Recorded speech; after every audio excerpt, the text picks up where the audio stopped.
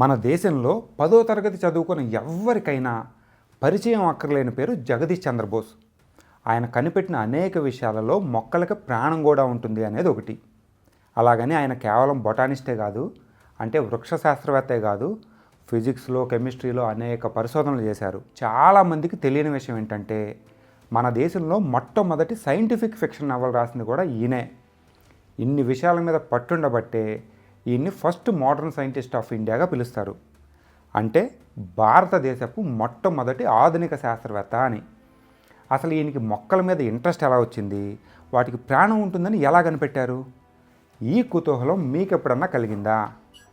కలిగితే ఆయన జీవిత విషయాలని క్లుప్తంగా చూడడంతో పాటు ఆ మొక్కల వ్యవహారం ఏంటో తెలుసుకుందాం. అలాగే వీడియో చివరిలో అందరూ షాక్ అయ్యేలాగా ఆయన చేసిన పనేంటో కూడా చూద్దాం. పదండి.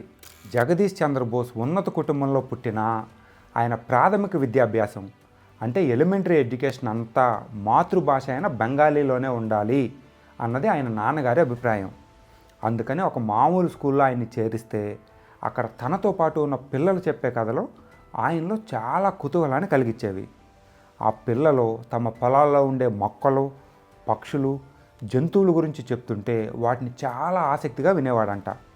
అలా విని నేచర్ మీద అంటే ప్రకృతి మీద మంచి ఇష్టం ఏర్పరచుకున్నాడు. ఇండియాలో డిగ్రీ అవగొట్టుకొని ఇంగ్లాండ్ వెళ్ళి కేంబ్రిడ్జ్లో సైన్స్ చదవటం మొదలుపెట్టాడు. ఇంకో ఇంట్రెస్టింగ్ ఫ్యాక్ట్ ఏంటంటే కేంబ్రిడ్జ్లో సీటు పొందిన మొట్టమొదటి భారతీయుడు ఈయనే. ఇంగ్లాండ్లో చదువు పూర్తి చేసుకొని తిరిగి ఇండియా వచ్చేటప్పుడు చాలా రిఫరెన్స్ లెటర్లు తెచ్చుకున్నా ఎక్కడా ఉద్యోగం దొరకలేదు. ఫైనల్గా ప్రెసిడెన్సీ కాలేజీలో అఫీషియేట్ ప్రొఫెసర్గా ఉద్యోగం ఇచ్చారు, కానీ జీతం మాత్రం అదే పనిచేసే బ్రిటిష్ ప్రొఫెసర్కి ఇచ్చే జీతంలో సగమే. ఈ వివక్షతకి వ్యతిరేకంగా పట్టు వదలకుండా పోరాడి మరీ తెల్లలతో సమానంగా జీతం పొందే హక్కు సాధించుకున్నాడు. ఆ కోపంతో ఆయన ఖాళీగా ఉంచకుండా మొత్తం టీచింగ్ అంతా అప్పచెప్పి అసలు పరిశోధనలే చేయనిచ్చేవాళ్ళు కాదు. కానీ కుతూహలం ఉన్న బుర్ర కదా, ఎందుకు ఆగిద్ది? కేవలం 25 చదరపు అడుగుల విస్తీర్ణంలో బుల్లి ల్యాబ్ పెట్టుకొని దానిలోనే మనోడు ప్రయోగాలు చేసేవాడు. 1894లో తను పరిశోధనలు మొదలుపెట్టి 2 పేపర్లు లండన్లో ఉన్న లార్డ్ రిలే అని ఆయనకి పంపిస్తే ఆయన ఇంప్రెస్ అయ్యి వాటిని రాయల్ సొసైటీకి ఫార్వర్డ్ చేశాడు. అలాగే ఈయన పేపర్లో ద ఎలక్ట్రీషియన్ అనే సైంటిఫిక్ పీరియాడికల్లో కూడా ప్రింట్ చేశారు. వెస్ట్రన్ సైంటిఫిక్ పీరియాడికల్లో ప్రచురితమైన మొట్టమొదటి భారతీయుని పేపర్ ఇవే అంటారు. అలానే 1895లో కలకత్తాలోని టౌన్ హాల్లో ఎలక్ట్రిక్ వేవ్స్ని ఒక రూమ్లో నుంచి మరొక రూమ్లోకి పంపి రేడియోకి తొలి రూపాన్ని కూడా కనిపెట్టాడు. మార్కోనీ కంటే ముందే రేడియోని కనిపెట్టినా ఆయనకి పేటెంట్ సిస్టమ్ అంటే ఇష్టం లేకపోవడంతో ఆ ఐడియాని పేటెంట్ చేయించలేదు. అందుకని మన దేశం మొట్టమొదటి నోబెల్ ప్రైజ్ కోల్పోయింది అని కొందరు అంటారు. అది వేరే టాపిక్. ఈయన అచీవ్మెంట్లు చూసి లండన్లో ఉన్న సైంటిఫిక్ కమ్యూనిటీ ఆహ్వానిస్తే 1896లో అక్కడికి వెళ్ళారు. ఈయన లండన్లో ఇచ్చిన ఉపన్యాసం విని ఆయన నాలెడ్జ్ చూసి వాళ్ళు విస్తుపోయారంట. అక్కడితో ఆగకుండా ప్యారిస్, బెర్లిన్ లాంటి పెద్ద సిటీల్లో కూడా లెక్చర్లు ఇచ్చి మన దేశం ఏమీ సైన్స్లో వెనకబడలేదని చూపించి మరీ తిరిగి ఇండియా వచ్చాడు. అలా తిరిగి వచ్చి ఫిజిక్స్లో పరిశోధనలు చేస్తున్న కాలంలో ఏదో పని మీద బయటికి వెళ్ళినప్పుడు పొరపాటున అత్తిపత్తి మొక్క మీద కాలేశాడంట. ఇంగ్లీష్ మీడియం పిల్లల భాషలో చెప్పాలంటే టచ్ మీ నాట్ ప్లాంట్. సహజంగానే దాని ఆకులు ముడుచుకుపోయాయి. ఒక మొక్క తన చుట్టూ ఉన్న పరికరాలకి ఇంత తొందరగా రియాక్ట్ అయిందంటే దానికి జంతువుకి ఏం తేడా ఉంది? జంతువుల్లో ఉన్నట్టే వాటికి ప్రాణం, నొప్పిని తెలియజేసే నరాల వ్యవస్థ, ఎలక్ట్రిక్ సిస్టమ్ లాంటివి ఉండొచ్చేమో అన్న ఆలోచన కలిగింది. అప్పటిదాకా మొక్కలు ఏమన్నా రియాక్ట్ అయితే అది కెమికల్ నేచర్ అనుకునేవాళ్లే కానీ వాటికి ప్రాణం ఉంటుందని కానీ జంతువుల్లో ఉన్నట్టే నరాల వ్యవస్థ ఉంటుందని కానీ సైంటిఫిక్గా ప్రూవ్ కాలేదు. దానికి తోడు వాతావరణంలో ఉండే కాంతి, వేడి, రసాయనాలకి మొక్కలు రియాక్ట్ అవ్వగలవా అన్న ఆలోచన కూడా అప్పటిదాకా ఎవరికి తట్టలేదు. బోస్కి ఈ ఆలోచన వచ్చినా దాన్ని సైంటిఫిక్గా కొలిచేది, నిరూపించేది ఎలాగా?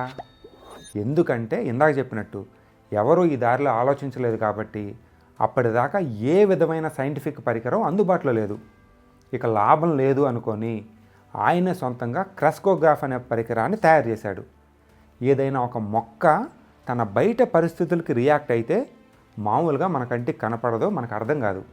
కానీ ఈ క్రెస్కోగ్రాఫ్ ఆ రియాక్షన్ని కొన్ని వందల రెట్లు పెంచి మనకి అర్థమయ్యే విధంగా కొన్ని మెజర్మెంట్ల ద్వారా బయటపెడుతుంది. ఒక రకంగా చెప్పాలంటే ఆయనకు వచ్చిన ఈ కుతూహలం మూలంగా తయారు చేసిన పరికరం ప్లాంట్ బయాలజీని స్టడీ చేయడంలో ఒక రెవల్యూషన్ని తీసుకొచ్చింది.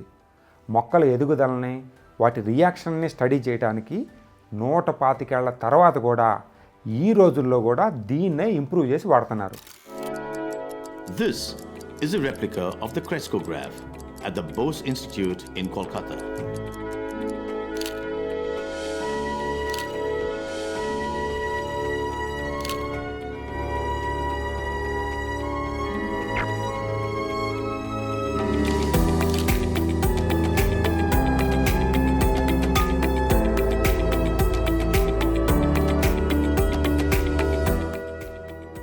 This is where he used to fix the plant specimen and conduct various experiments.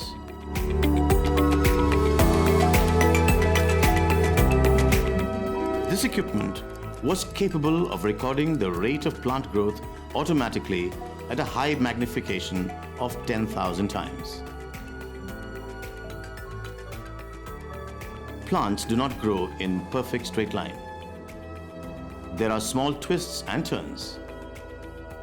The growth of the plant is affected by these, and that is why these dots on the smoked glass screen appear curved instead of being straight. ఈయన చేసిన పరిశోధనలను explain చేయడానికి మళ్ళా 1900 సంవత్సరంలో Bose London వెళ్ళారు. అక్కడ కొంతమంది గొప్ప సైంటిస్టులు ఎదురుగా తను మొక్కల మీద చేసిన ప్రయోగాలను చెప్తూ మొక్కలకు ఏదన్నా విషాన్ని ఎక్కిస్తే ఎలా ఇబ్బంది పడతాయో చూపిద్దాం అనుకున్నాడు. దానిలో భాగంగా ఒక సిరంజిలో కొంత విషం ఎక్కించి దాన్ని మొక్కలో ఇంజెక్ట్ చేస్తే ఆ క్రెస్కోగ్రాఫ్లో ఏ విధమైన రీడింగు రాలేదు. 5 నిమిషాలు అయింది, పావు గంట అయింది, అరగంట అయింది, అందరూ నవ్వడం మొదలుపెట్టారు, కానీ రీడింగ్ మాత్రం రావడం లేదు. దానికి ఆయన, నేను పంపిన విషం మొక్కని ఏమీ చేయలేదు కాబట్టి అది నన్ను కూడా ఏమీ చేయదు అని తనకు తానే ఆ విషాన్ని ఇంజెక్ట్ చేసుకోవడానికి సిద్ధపడ్డాడు. దెబ్బకి అక్కడున్న వాళ్ళ బుర్ర పాడైపోయింది. ఈయనేంటి ఏకంగా విషాన్ని ఎక్కించుకుంటున్నాడు అని. వెంటనే ఆడియన్స్లో ఒక ఆయన లేచి, నన్ను క్షమించండి, మీ ప్రయోగం విఫలం అవ్వడానికి అక్కడున్న విషాన్ని తీసి రంగునీళ్ళు పెట్టాను అన్నాడు. ఆ తర్వాత నిజమైన విషాన్ని తెప్పించి ప్రయోగం కంటిన్యూ చేస్తే అది సక్సెస్ అయింది. అందరి మన్ననలు పొందాడు మన జగదీష్ చంద్రబోస్. చూడండి, విషాన్నే తీసుకోవడానికి సిద్ధపడ్డాడంటే తన పరిశోధనల మీద ఆయనకున్న నమ్మకం అలాంటిది. ఈయన గొప్ప పరిశోధకుడే కాదు, అతి గొప్ప ఉపాధ్యాయుడు కూడా.